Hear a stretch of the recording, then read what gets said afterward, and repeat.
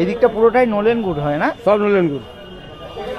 নলেন গুড় বেশিরভাগ নলেন গুড় হয়, দানা গুড় হয় কম। আচ্ছা, কতটা করে থাকছে মোটামুটি? এটা কলসিতে আছে মোটামুটি 5.5 6। 5.5 6। এগুলো একদম খাঁটি নলেন গুড়? আমার তো খাঁটি বলি কিনি। আচ্ছা, উনি ঢালছেন, উনি চাষি নাকি?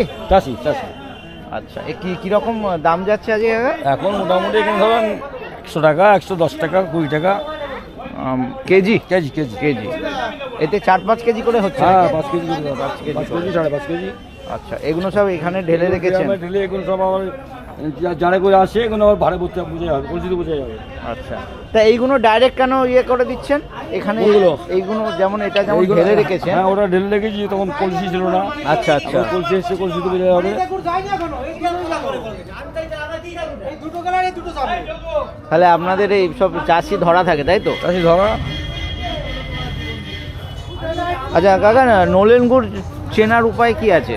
নলেন গুড় সেন্ট পাওয়া যাবে, নাকে শুকলি সেন্ট পাওয়া যাবে, নলেন একটা সেন্ট। আচ্ছা আচ্ছা, এই যা গুড় দেখছি এখানে সব আপনার? সব আপনার রয়েছে। এগুলো কোথায়, কোন সাইডে যায় মোটামুটি? এটা আমাদের এখন যাচ্ছে কলকাতা যাবে। কলকাতা থেকে এগুলো কি সব বিক্রি হয়ে গেছে? এগুলো আমরা কিনে নিয়েছি সব।